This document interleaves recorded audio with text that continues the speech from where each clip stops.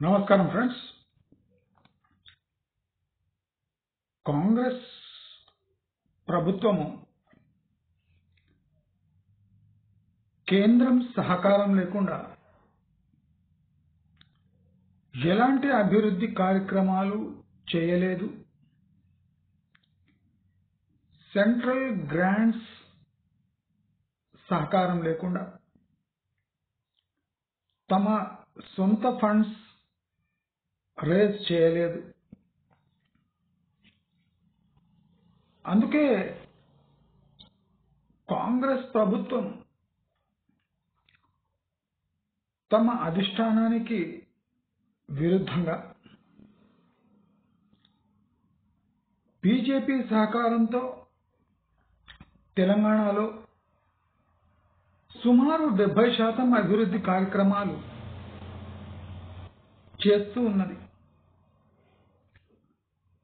సాంకేతిక పరంగా ఇది కరెక్టే గాని పొలిటికల్ పరంగా ఇది ఆత్మహత్య సదృశ్యం.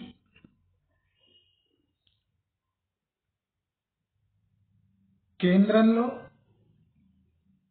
బద్ధశత్రువులైన బీజేపీ అండ్ కాంగ్రెస్ రెండు తమ పరస్పర వ్యతిరేకమైన అజెండాలతో పార్లమెంటును స్తంభిస్తుంటే తెలంగాణలో కాంగ్రెస్ బీజేపీ మిత్ర కూటమిల్లాగా ప్రవర్తిస్తున్నాయి. ఇది భారతదేశంలోనే అరుదైన పొలిటికల్ ఘట్టం. అంటే ఇలాంటివి మనము జనరలీ ఎక్కడ చూసుండం. అది state government and central government ఒకే పార్టీ వై ఉంటే ప్రాబ్లం లేదు, కానీ కేంద్రంలో చట్టాలు చేసే సమయంలో ఈ రెండు పార్టీలు తలబడి పార్లమెంట్నే స్తంభింపజేసే అంత వైరం ఉన్న పార్టీ. అయితే ఇప్పుడు కాంగ్రెస్ తెలంగాణలో ఏ అభివృద్ధి చేయాలన్నా బీజేపీ సహకారం తప్పనిసరి. కాంగ్రెస్ మైత్రి బీజేపీతో ఎన్ని నాళ్ళు ఉంటుందో బీఆర్ఎస్ ని బీజేపీకి దూరం పెట్టడంలో ఈ మైత్రి పనికొస్తుంది. ఎందుకంటే ప్రస్తుతం బీజేపీకి బీఆర్ఎస్ తో పని లేదు. గ్రామ పంచాయత్ ఎలక్షన్లో కూడా బీజేపీ తన సత్తాతో గ్రామ పంచాయతీల్లో గెలవాలని ఒక వ్యూహం రచించింది. దానికి బీఆర్ఎస్ అడ్డంకి గాని బీఆర్ఎస్ ఎలాంటి సహాయ సహకారాలు అందించే పొజిషన్లో లేదని బీజేపీ గ్రహించింది. రాబోయే గ్రామ పంచాయతీ ఎలక్షన్లో బీజేపీకి బీఆర్ఎస్ తో బయట మాత్రం ఏ ఒప్పందాలు లేవు. అంటే బహిరంగంగా బీజేపీకి బీఆర్ఎస్ సహకారం అవసరం లేదు. మరి ఇప్పుడు రాబోయే ఎలక్షన్లో తలబడే రెండు పార్టీలు అనగా బీజేపీ, కాంగ్రెస్, బీఆర్ఎస్, కమ్యూనిస్ట్ పార్టీలు. బీజేపీకి కమ్యూనిస్ట్ పార్టీలతో పొత్తు అవసరమే లేదు. ప్రస్తుతానికి బీఆర్ఎస్ తమ కాళ్లపై తాము నిలబడడానికే స్ట్రగుల్ అవుతుంది కనుక బీజేపీ ఒంటరిగానే ఈ ప్రయత్నం చేయవచ్చని సమాచారం అందుతుంది. అయితే ఇలాంటి పొలిటికల్ సిచ్యువేషన్లో ఈ రీజనల్ రింగ్ రోడ్ RRR అనే తప్పిదము కాంగ్రెస్ చేయాలనా వద్దా అనేది ఒక పెద్ద ధర్మ సంకటంగా కాంగ్రెస్ కి మారింది. నేను చెప్పే ప్రతి మాట రియల్ ఎస్టేట్ వ్యాపారులకు ఒక హెచ్చరిక, ఒక మార్గదర్శకం. నా ఛానల్ చూడటం వల్ల రియల్ ఎస్టేట్ వాళ్ళు కూడా తీవ్రంగా లాభం పొందుతారు. ఇది నేను ఎప్పుడు చెప్పలేదు, చెప్తున్నా ఇప్పుడు. ఈ RRR కట్టడంలో సమస్యలు 80% తీరిపోయాయి. ఎప్పుడైనా ఏ క్షణమైనా రీజనల్ రింగ్ రోడ్ నిర్మిస్తే ఏ ప్రాబ్లము లేదు.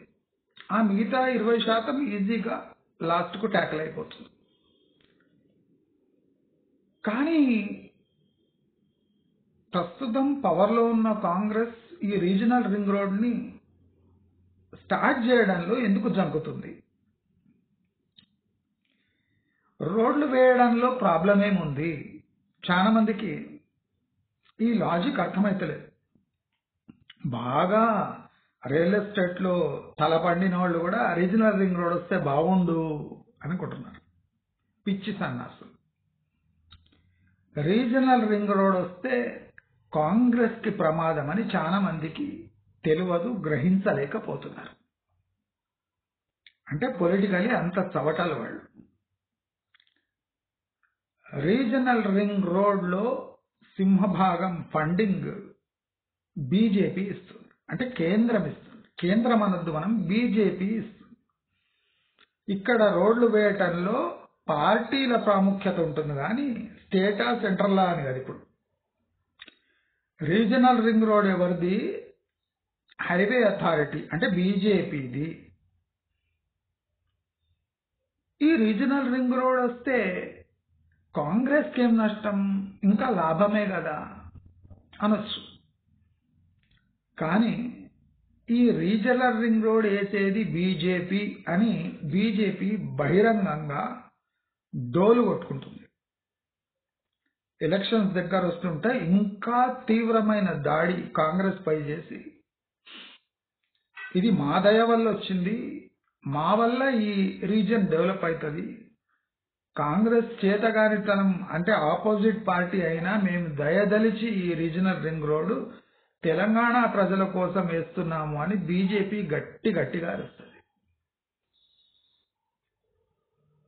అలా గట్టిగా అరవద్దు అని కాంగ్రెస్ తీవ్రంగా ప్రయత్నం చేస్తుంది.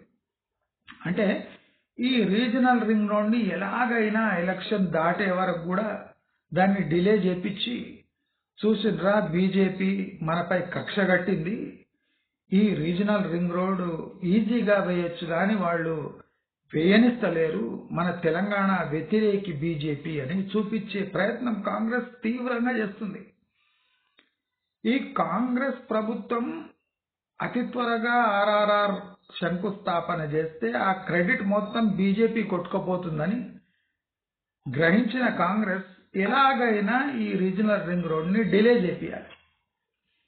అంటే ప్రజల్లో బీజేపీ వైపు వ్యతిరేకత వచ్చి కాంగ్రెస్ చెవులు పిండి బీజేపీతో ఈ రీజనల్ రింగ్ రోడ్ గడిపిస్తుందనే ఒక భావన ప్రజల్లో కలిగించినాక